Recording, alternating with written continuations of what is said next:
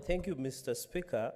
From the onset, I want to say I am proud of my successor, Senior Counsel, Senator Okongo Mugeni, the Senator of the great people of Nyamira County.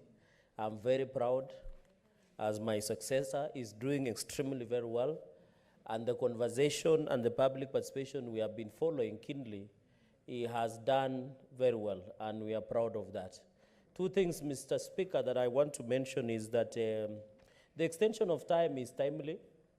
I wish the promoters of BBI would appreciate that this process is so sacrosanct and so sacred that we don't want to reduce it into a process that is so trivial.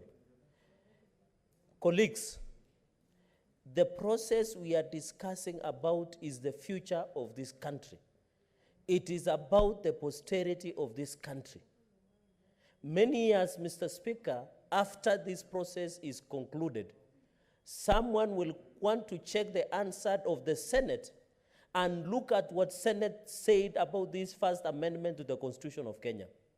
Mr. Speaker, I agree with the Committee of JLAC that this process should be given enough and sufficient time so that it can allow all of us to converse in this serious moment.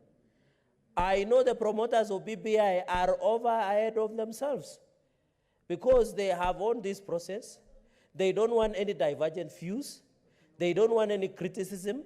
They don't want any input because their mind is so set that they believe if they rush this process, Kenyans will not have an opportunity through their representative in this house. Mr. Speaker, the final thing, when you look under Article 258, it says that this bill, after being passed by the county assemblies, it will be introduced in the parliament.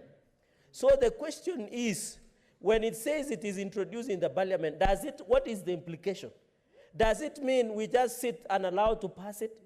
Does it mean we must have an input? And I think that is very important. So I agree with the chair of JLAC that let us allow this process to be part of all of us. The promoters of BBI, please, kujeni mdogo mdogo.